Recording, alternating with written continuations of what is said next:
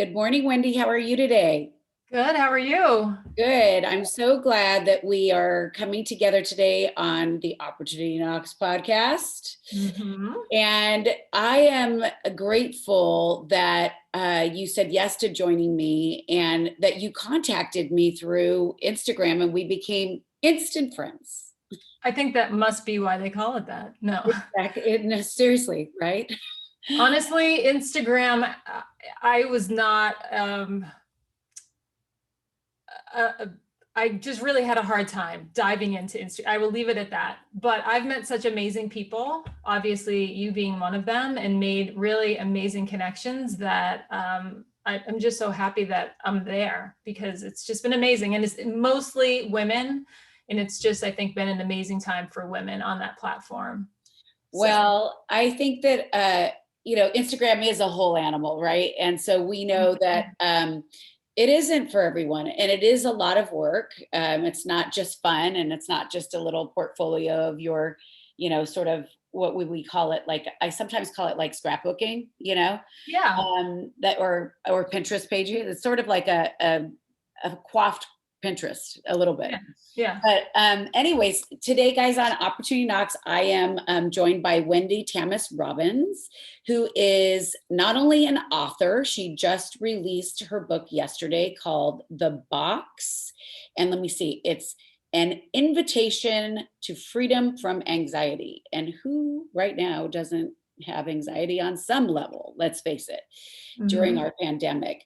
But she's also she's not only that, she's a lawyer, she's a speaker, and she's a coach. And so we connected very much on the coaching level. And I was super intrigued by her book because I feel like each person needs to learn and understand how to cope with their own anxiety and have tools for that.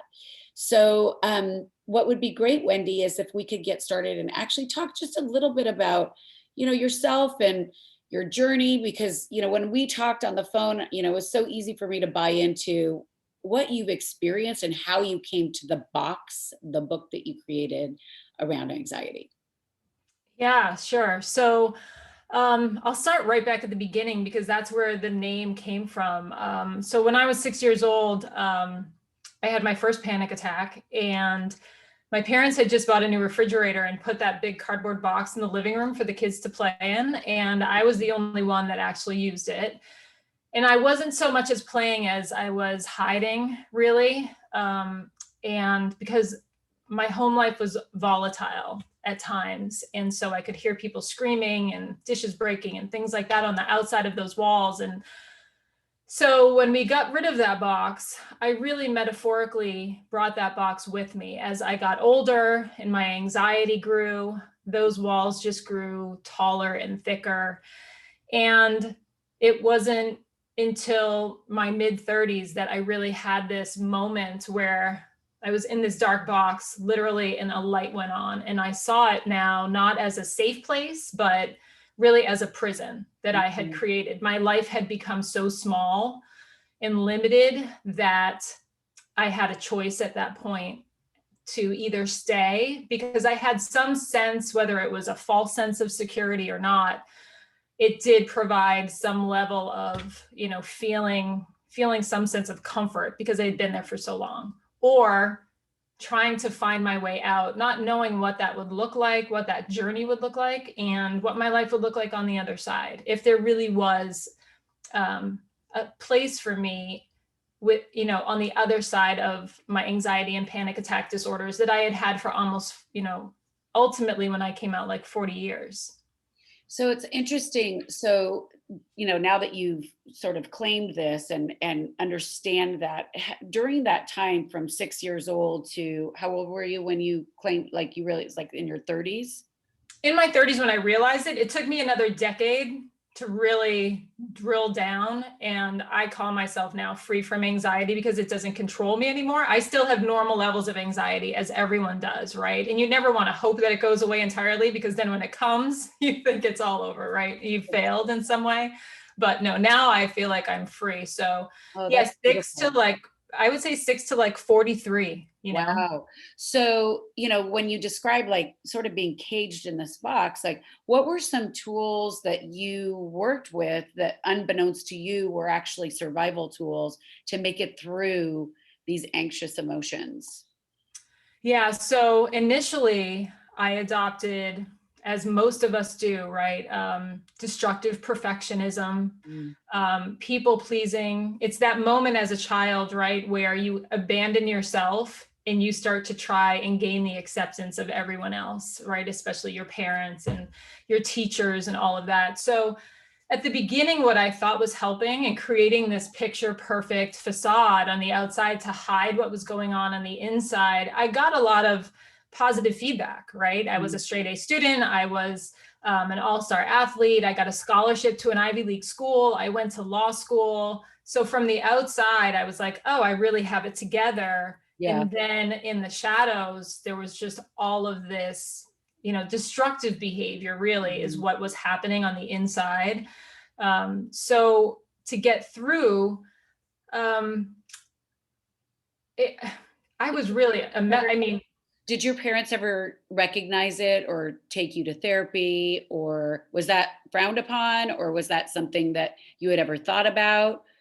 Or, yeah. So I just recently asked my dad this, like when I was having panic attacks, why wouldn't you have taken me to the doctor? And it's interesting, I think, as parents to think about they hoped that it was an isolated incident, right? And that it was this one time and I was fine and there wasn't some deeper issue going on, Mhm. which is completely understandable, which is why I think now bringing it to the light and trying to remove the stigma so that people dig a little deeper, it's just so important. So for me, I just had coping skills where my scary thoughts I would put in a box and I would put in Mhm. the back of my head. I had this imaginary box where, and then I would just distract myself. So Mhm. that was part of the constant running and constant achieving. I was running from all of this anxiety, and then it would catch up to me, and I would have, I was calling a suicide hotline by my sophomore year at Mhm. Dartmouth, and I did go see a therapist. But part of the problem with that too is that I thought speaking my anxious, scary thoughts would make them real and it would somehow overtake me. Yeah. When it's the exact opposite, right? When you shine a light in these dark places and you give it a voice, it actually Helps diminishes relieve them. it. Yeah. And then, exactly, then you find your power again.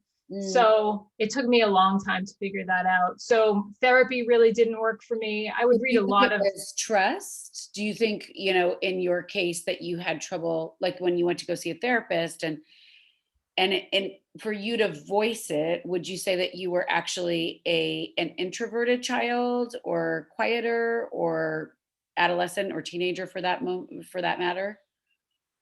No, I think I was pretty outgoing, but no one talked about thoughts like this. And so Mhm. I honestly thought that I was crazy. And Mhm. I thought that it would make me look out of control of myself. And everything else said differently, right? I wanted everything to look completely in control. Right. Yes. Yeah. So the chaos that I grew up in now was inside of me. Like I had internalized all of that chaos and I really just had no capacity to be that vulnerable. I just didn't Mhm. have the skills. I didn't learn them as a child. And it took me, until my 40s to really just unleash all of it and really expose it all for what it was.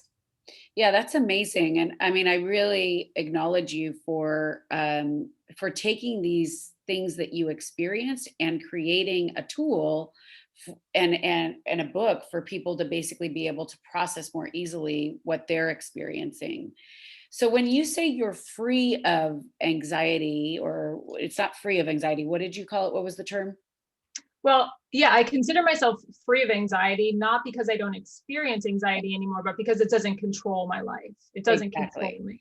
So then on a day-to-day basis, like what might you do to actually help yourself recognize that these emotions are not going to control you? Like how do you tactically approach that?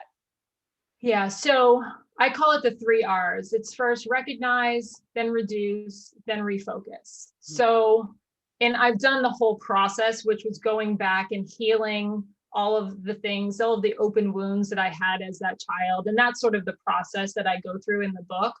But like you were asking, on a daily basis, it's really about listening to the thoughts that I'm having in my head, listening to the narrative. Where are we going with this? What's my outlook? What did I eat or drink or do yesterday at work that now today I'm waking up in this state, right? So there's that check-in in the morning.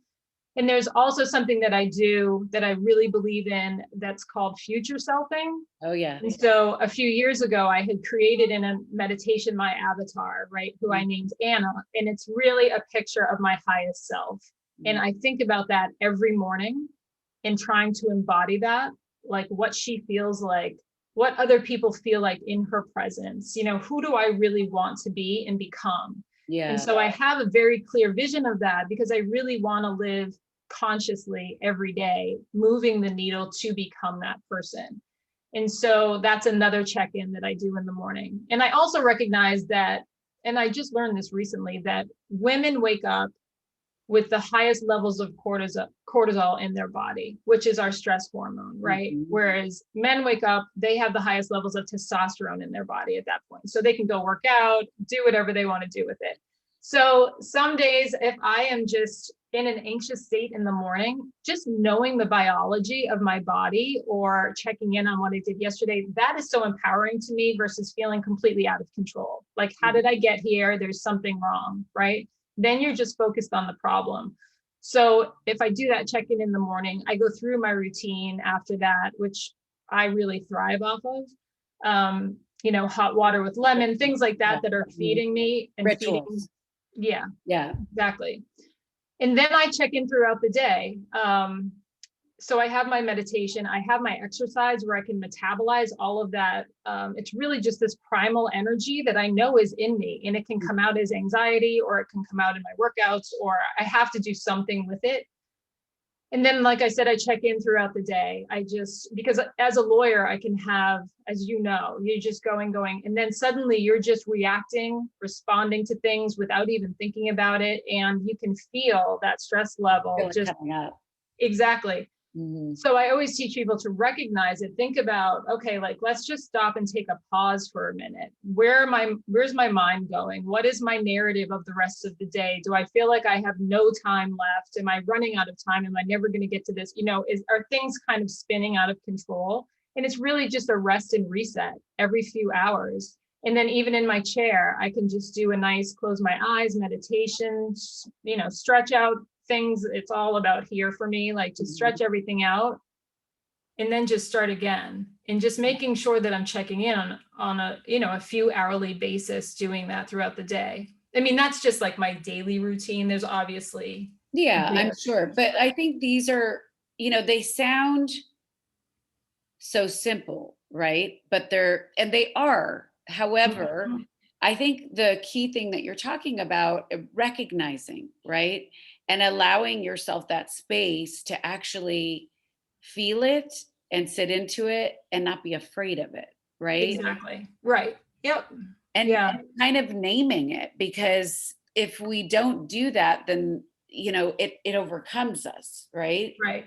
And having done that work for like the last 5 years, it's really, that was about exposure therapy. That's where I got rid of my fear of the anxious thoughts and the discomfort in my body that it would create, to the point of a panic attack when you feel like you're actually going to die. So having gone through that so many times and knowing that, no, I'm not broken when this happens. I've triggered my fight or flight response. This is exactly what I'm supposed to be doing right now, right? You're supposed to be flooded with those hormones so you can flee or fight.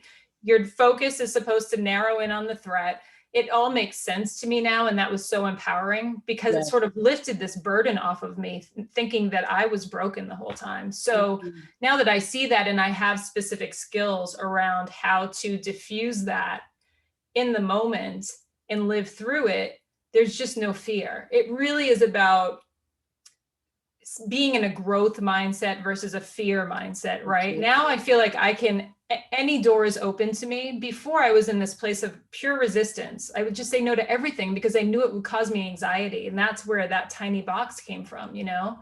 And Mhm. now it's just the complete opposite, where I know I can live through any anxious situation, even a panic attack, and just keep going. And so the world opens to you. Yeah, I almost see this before where the box was closed, right? That it's almost like the lid is off, and your growth mindset is just propelling you to like take on all these amazing opportunities. That's Yeah. what I see and hear from our conversations. And that's because you addressed your fear. Mm-hmm. That's so Exactly. beautiful.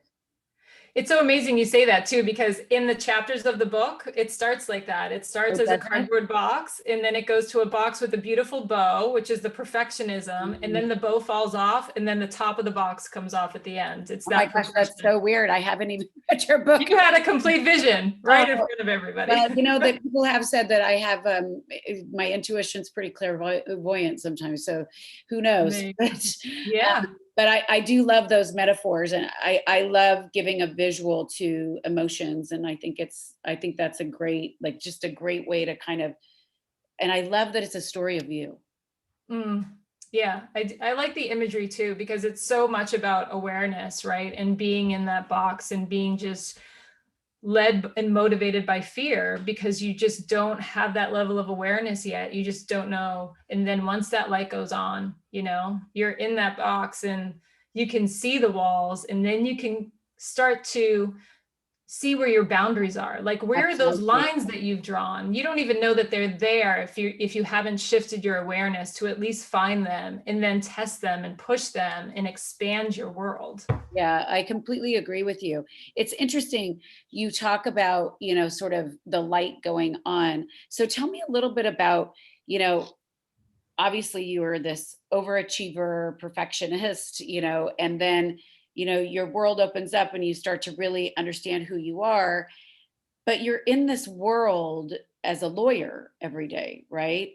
Mm-hmm. Tell me a little bit about the transitions from, like, how do you set those boundaries when, as an entrepreneur, where you're a lawyer by day and another part of your day is also running your business, with the box and being a speaker. And how do you do that? Talk to me a little bit about that.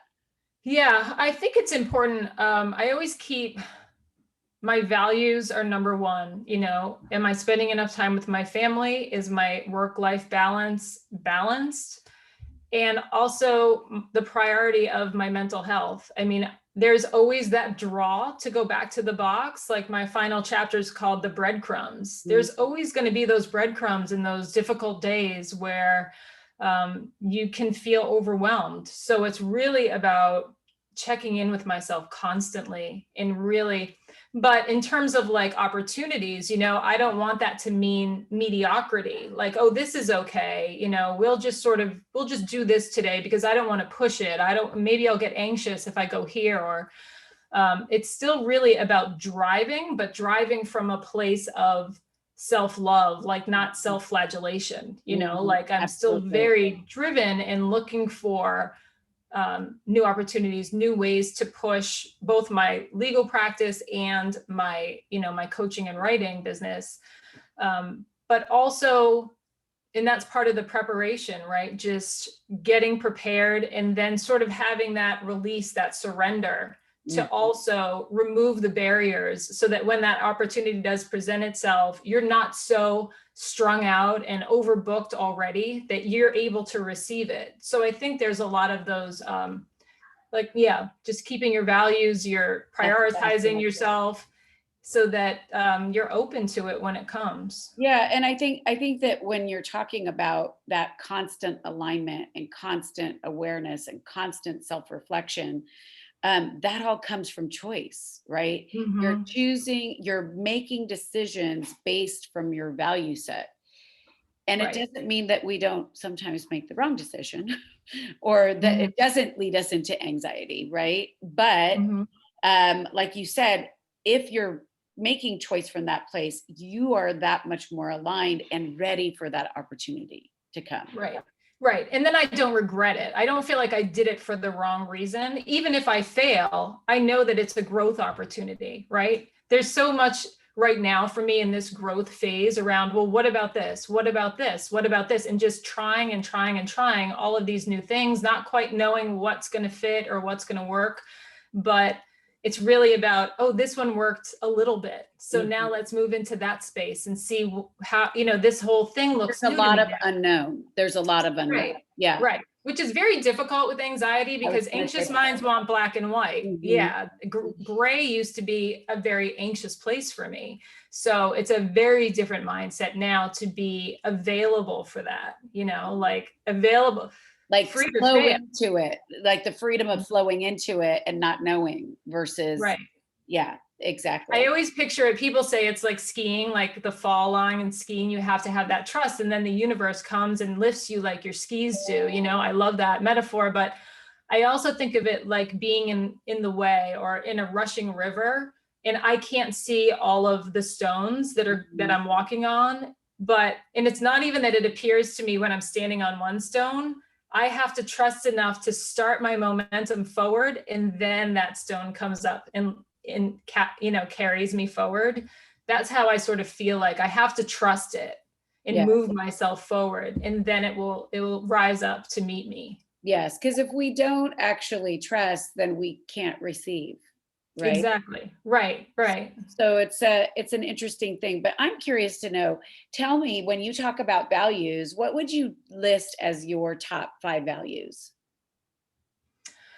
Oh, that's a great question, because I saw you have your value pack, right? I do. It actually your looks like card. it was kind of a trip to me because it looks like your box. Oh, yeah. Like your box on With the your bow. book. Yes. Yeah. Very Yeah. trippy. I'll send you my book That if you might be send a me. great collaboration. Yeah, right. I like that. I've been meaning to reprint them for a while. There's Yeah. entrepreneurship for you. Yeah. There you go. So my top 5 values. I'm gonna totally draw a blank here. All right, you're allowed. I would say connection Mm-hmm. to myself and to the people around me, for sure. Mm-hmm. Integrity. I'm reading Martha Book's book right now around integrity, and it speaks so much to my own journey. And I think that that's a really big one for me now. Really just being true to myself, and not having these different voices and conflict inside of me all the time. Mm-hmm. Courage. That's beautiful. That's only 3. That's okay. You can come up with 3 for now. What do you? I would say freedom's one of them. Yes. When I'm hearing you and when I'm listening to you, I really think freedom's one of the things. That's a huge one. Education and intellectual. Yeah. I definitely want to be fully informed. Yeah. But freedom is a word for me right now that comes up all the time. And I will just be like out for a walk, and I really feel like in terms of the opportunities that are coming up for me too, if it doesn't smell of freedom, then I really don't want any part of it. It has to feel free somewhere inside of me. Like, I love that. Yeah. Yeah. Well, because I think that was one of the most difficult things with COVID for people, because they lost their freedom on whatever level that was defined for that person. So I think people are trying to realign with what that looks like now, and it's interesting because I think some people, because of their anxious state, actually, while they're free, everything just seems so different, For sure. I mean, freedom, there's a quote about the dizzying of freedom that is the definition of anxiety, really. And I felt that a lot when I graduated from law school, and it was sort of like, well, you can do whatever you want, the world is your oyster. And it felt like falling off the edge of a cliff. My anxiety completely overwhelmed me because of that notion. Whereas now I find that was more freedom, like external freedom. Now the freedom I find is internal. Even when we couldn't leave the house, when I meditated, because it wasn't such a terrifying place, I could be completely free in there. It was like a playground for me. So yeah. Exactly. That's an interesting metaphor, is looking at it like a playground, because you could go to all these different places, Hmm. you know? Yeah. So many different guided meditations, and I just have so many that I love that, yeah, it's such a beautiful part of my day now. Oh, so when you think about empowerment, what comes up for you? You know, how are you defining empowerment, and how do you feel most empowered? Um, I think empowerment for me is being able to um, control, having that conscious awareness so that I can be intentional about the decisions I'm making for myself. You know, really how, not just how I live my life, like the big picture, but how I'm feeling in each moment. Mm, That's really empowering for me, whether it's anxiety and how I redirect that and use it for good versus a destructive purpose. That's really my personal empowerment. Um, I'm sorry, what was the follow-up to that? Oh, What, it how was do you just like, how define do you empowerment? define empowerment, and when do you feel most empowered? And you, yeah. Yeah, it's part of the same. I think not only when I'm alone with my thoughts, because that was never an option for me. It was never accessible because they were so frightening. Mm, So I was running. I guess that's what I'm thinking of. When you stop running and I can just sit and be, mhm, because our whole purpose in life, right, is to reveal and reflect our true nature. mhm, And when there's that static of so much anxiety and stress, you're never tapped into that. mhm, So releasing all of that and being able to just sit and tap into that true nature, which is peace, right, comfort, safety, those are all accessible to us. That's really when I feel the most empowered. But mm, I would say in my relationships now, it's so empowering to just be able to sit and be loved and mm, be able to love someone freely, because that was another level of the anxiety that it just wasn't there for me because the vulnerability was so uncomfortable, you yeah. know? It's so interesting to hear all the beautiful things that you just keep taking different parts of the box apart, you know? Mhm. And it's so true, because it is it's so difficult to be accessible to love others when you can't love yourself. Exactly. Yep. That was the first part of it, no question. And that's really like the book is broken up into four parts, and that was the third part, like finding my way out. And it is about the awareness of, okay, I see these walls that I built, but what are they all about? Like, how do I go about dismantling them? And why did I build them in the first place? Mhm. And that's really a big part of the work that you have to do, or that I had to do. Um, so it's the strength that it took to build them is the same strength that you use to dismantle them. And there's just so many layers, right? There were, like you're saying, there's all of the relationships in your life. There's eating disorders. There's the perfectionism. There's it's, You're like, it's so layered, like an onion. yeah, right. It's like, and it's this tangled web. It took so long to kind of untangle all of that, but Yeah, it's and make beautiful when you see sort of it. name When it, it's like bring like meaning to it, Mhm. and definition. So my question for you is, like, when you coach, everybody as a coach has different processes, and also different ways that they love to sort of tap into their clients. Tell me a little bit about your process, and are you doing only coaching with people who have anxiety, or are you doing coaching for businesses, or tell me a little bit more about that. So I am doing both, because not because I necessarily advertise it, but it just happens to be, I guess, the people that I'm connecting with and kind of finding through my channels are professionals for the most part. But so I do have just people with anxiety, and that is more of a process of figuring out the source of it, understanding it, biologically, definitely giving them the tools to reduce and deal with it in the moment. And then over the long term, it's a deeper dive generally, which takes can take a little bit longer, if that's what they want. Some people come with just an acute, this is the issue, this is what happened yesterday, I'm in a tailspin.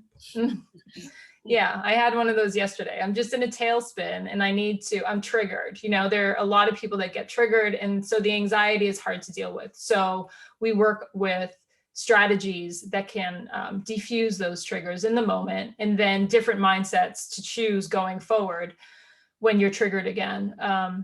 But then, like I said, there are the longer term, which it's more of a process like the book lays out, really figure if they've had it for, it's more of a chronic issue. And then there are people who have the anxiety and it's affecting their business, and their business is kind of falling down around them because they're either overly focused or they can't focus at all. So I usually deal with them on two different parallel tracks.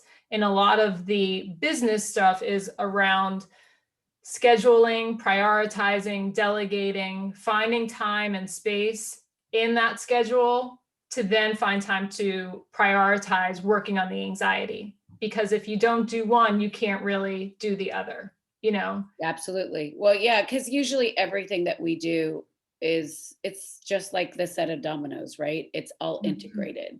Exactly. So, yeah, and I love that you're addressing so many different levels. And honestly, like as far as business goes, there is so much anxiety related to entrepreneurship, and having someone that can help work through those things is an amazing gift for anyone. So, my question for you is, where's the growth? Like, where are you going next?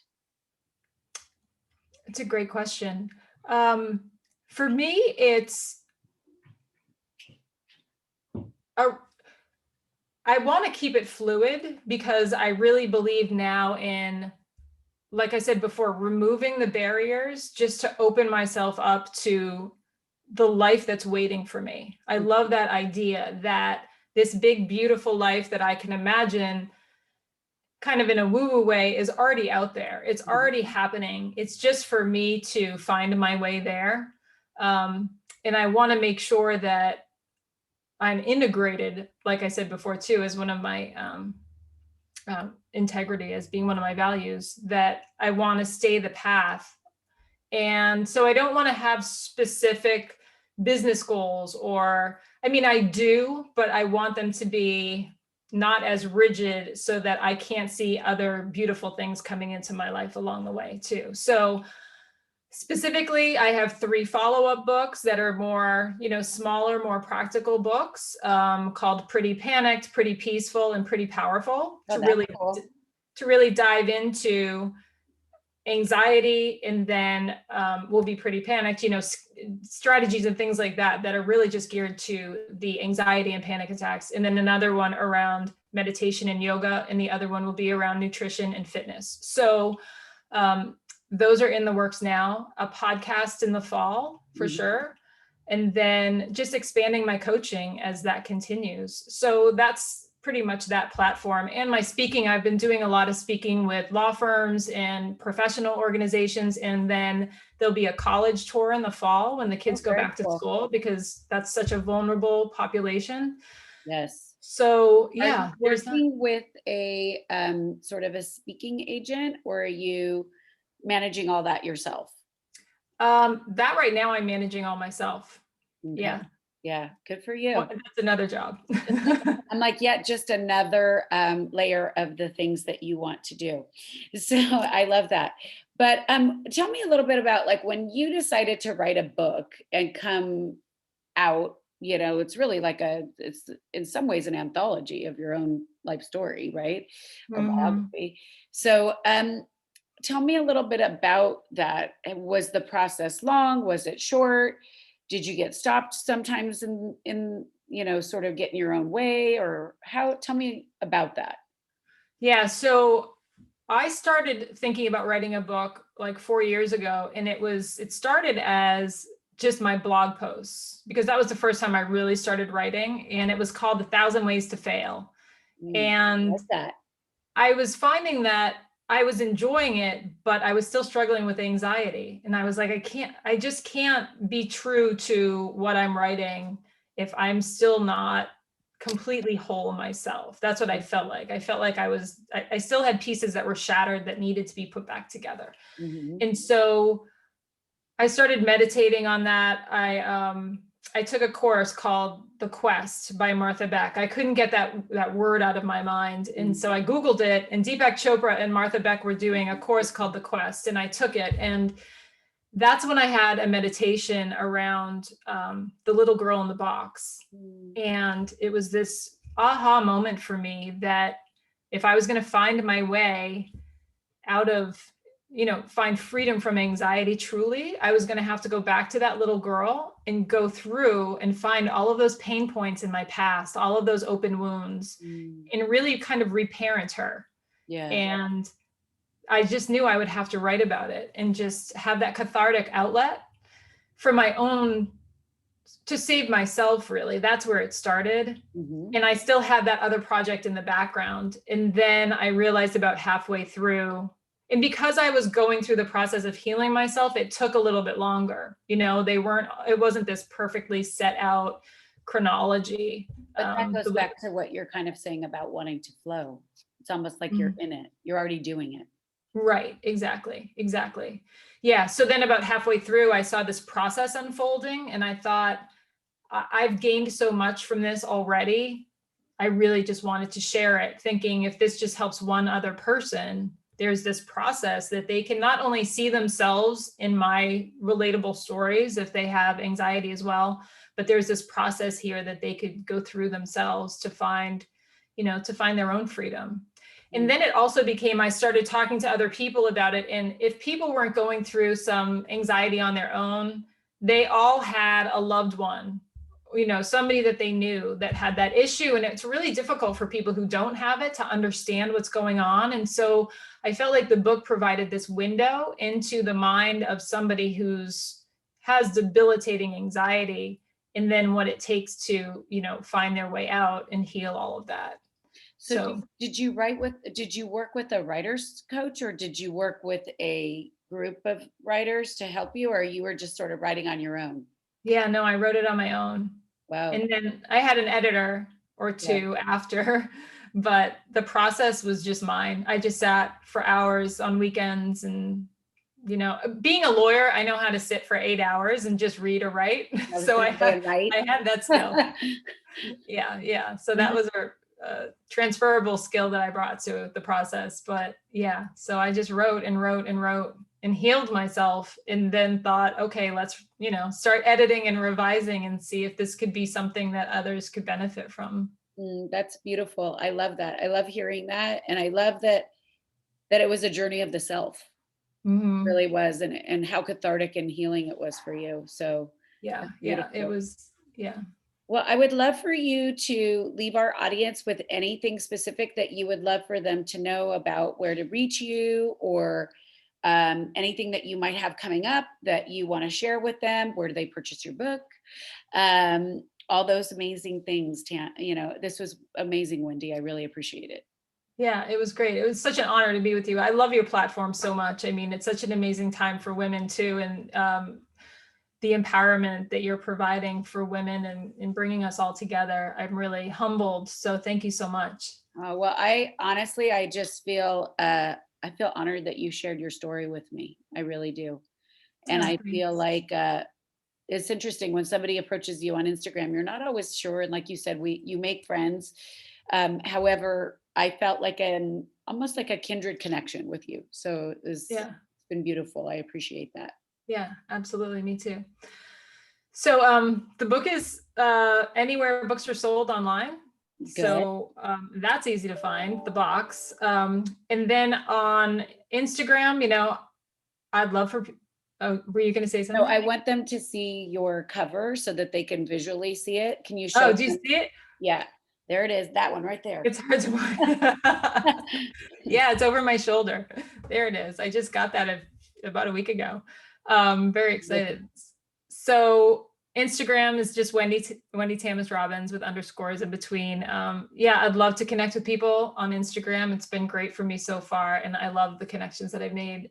So my website, I do have a great PDF right now that's got four of my best pieces of content in one. So I think it's called the Anxiety Relief Power Pack. Mm. Talks about diffusing your triggers. It's got a lot about demystifying different types of anxiety and strategies that you can use like in the moment and over the long term.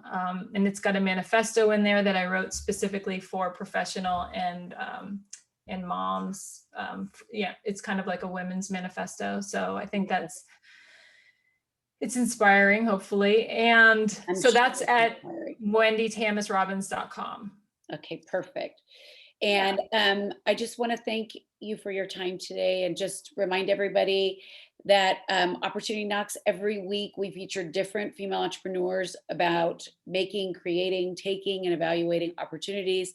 And Wendy is just another example of a woman that had an idea and is not going to let anything stop her or get an obstacle in front of her to bring her gifts forward. And thank God, because we need people addressing the epidemic of anxiety. So I thank you for that. All Thank right. you. Well, have a wonderful day. Thanks, you too.